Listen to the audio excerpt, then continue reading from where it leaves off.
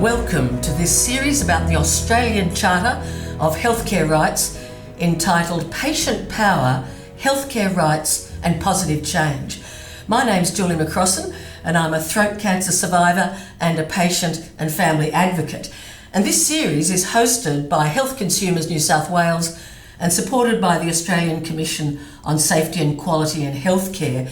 We're broadcasting to you today on the land of the Gadigal people, and I'd like to pay our respects to elders past, present and emerging. Now, in this episode, we're giving you a snapshot summary of what this charter is all about, and it's great to welcome Broni Smith. You're a pharmacist by background, and now you work for the Australian Commission on Safety and Quality in Healthcare. This charter, you've got a copy in front of you, we can show our team.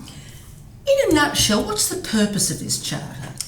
The Charter describes what people can expect when they receive healthcare. There's 7 rights, and those rights apply to everyone who's receiving healthcare, wherever they're receiving healthcare in Australia. And those are the rights to access, safety, respect, partnership, information, privacy, and the right to give feedback.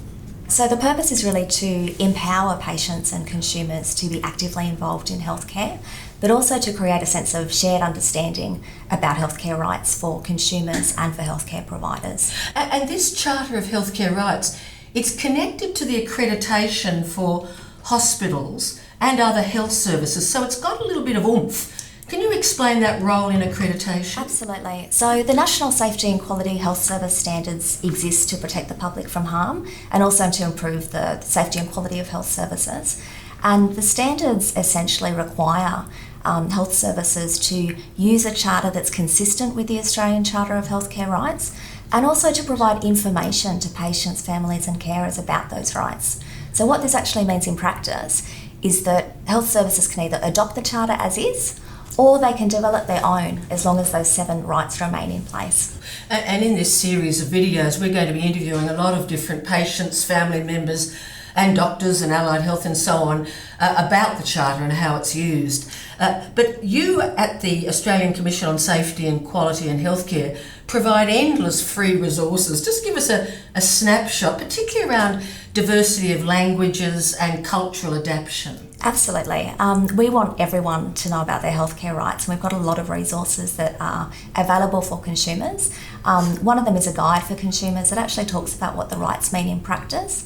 We've got, I think, 19 community language translations of the Charter, and we've also got versions for different communities, those with cognitive impairment, LGBTQI plus community, easy English versions, as well as examples of adaptations that local health services have made for their First Nations populations. We'll be interviewing Madison Shakespeare, a First Nations academic and health advocate, as part of this series. And my understanding is that the Commission is committed to improving the range of resources that you have available for First Nations people and encouraging people to adapt it all over Australia to their own local population. That's correct. So we're fortunate at the moment to be partnering with the Top End. They're actually developing an adaptation of the Charter to make it culturally safe for their First Nations people, as well as having 6 community language translations available. So we're really trying to encourage health services to understand the communities they serve and to work with them to develop what's most appropriate for their needs. Well, look, just finally, do you want health professionals following this series to pin up the posters of the Charter on walls, to hand out one A4 sheet description of the Charter to patients on admission? Is that the sort of thing we're looking at? Absolutely it is. There's a lot that health services and health professionals can do to support consumers to understand their healthcare rights, and some of that, exactly as you said, is about displaying the Charter, having it accessible. Some of it's also about actually providing information directly to patients, families and carers. There's many ways that might be done. Some of it's by putting up posters in waiting rooms, carer spaces, in lifts. Sometimes the Charter can be included in pre-admission paperworks or packs. Sometimes when people are orientated to a service, there can be a conversation about the Charter. It might be displayed on screens. It might be displayed on tablets when people are communicating with their healthcare team. Lots of different ways. Well, Broni, thank you for explaining it, and thank you for joining us and taking an interest in the Australian Charter of Healthcare Rights. For more information and resources about this charter, you go to the Health Consumers New South Wales website, www.hcnsw.org.au, and there you can see lots of information about this series and all the people we're interviewing, and links to lots of resources about healthcare rights.